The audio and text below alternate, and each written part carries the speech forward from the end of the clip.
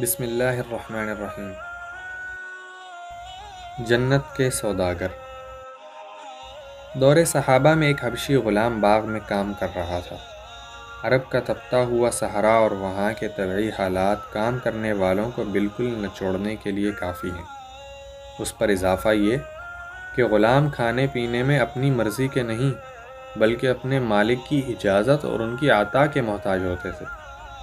سارا دن کام کر کے جب اس غلام کا کھانا آیا تو یہ اہتمام سے بیٹھ گیا۔ ابھی کھانا شروع بھی نہیں کیا تھا کہ اس کی نظریں کہیں اور دیکھنے لگیں۔ اس نے دیکھا کہ ایک کتا باغ میں آ کر داخل ہوا اور چلتے چلتے سیدھا اس غلام کے پاس آ کر کھڑا ہو گیا۔ غلام نے اپنے آگے سے ایک روٹی اٹھائی اور خود کھانے کے بجائے اس کتے کے سامنے ڈال دی۔ وہ اسے فوراً کھا گیا، مگر عجیب یہ کہ پھر بھی وہیں کھڑا رہا۔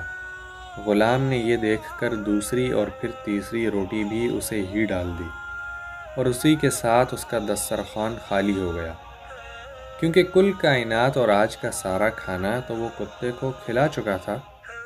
لہٰذا ہاتھ جھاڑتا ہوا اٹھا اور دوبارہ اپنے کام میں مشغول ہو گیا۔ اتفاق سے مشہور بزرگ حضرت عبداللہ بن جعفر وہیں باغ میں تھے، جو اپنی سخاوت میں بڑے مشہور تھے۔ آپ چپکے سے کھڑے یہ سب مناظر دیکھ رہے تھے۔ انہوں نے غلام کو بلایا اور اس سے پوچھا، تمہارے لیے روزانہ کتنی روٹیاں آتی ہیں؟ اس نے کہا، 3 روٹیاں۔